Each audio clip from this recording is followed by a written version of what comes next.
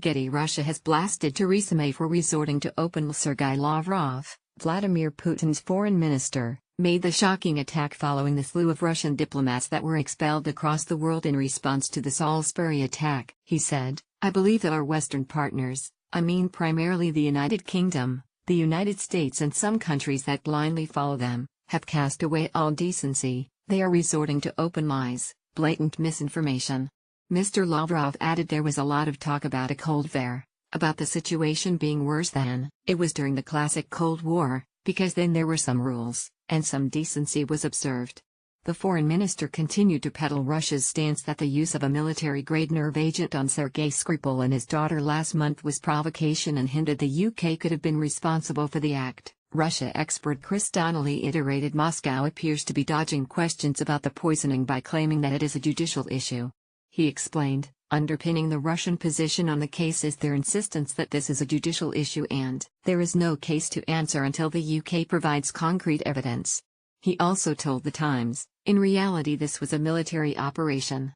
Following the horrific event in Salisbury, the Prime Minister detailed the nerve agent used was called Novichok. After demanding an explanation from the Kremlin that was left unanswered, Mrs. May expelled 23 Russian diplomats. Countries around the world then joined the UK in expelling diplomats in a huge sign of unity against the actions of Russia. In a tit-for-tat response, Moscow also decided to expel 23 UK diplomats. Since the Salisbury attack, Mr. Putin has appeared keen to demonstrate the frightening military might he has at his fingertips. U.S. President Donald Trump recently discussed a potential meeting with the Russian leader at the White House during a phone call on March 20. The Republican firebrand commented he had a very good call with Mr. Putin and explained we'll probably be meeting in the not-too-distant future to discuss the arms race, which is getting out of control. He added, "So I think probably we'll be seeing President Putin in the not-too-distant future."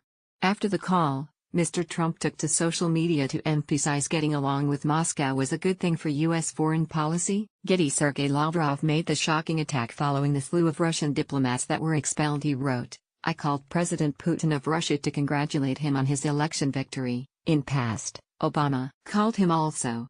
The fake news media is crazed because they wanted me to excoriate him. They are wrong. Getting along with Russia, and others, is a good thing, not a bad thing." Mr. Putin has appeared keen to demonstrate the frightening military might they can help solve problems with North Korea, Syria, Ukraine, ISIS, Iran and even the coming arms race. Bush tried to get along, but didn't have the smarts. Obama and Clinton tried, but didn't have the energy or chemistry. Peace through strength.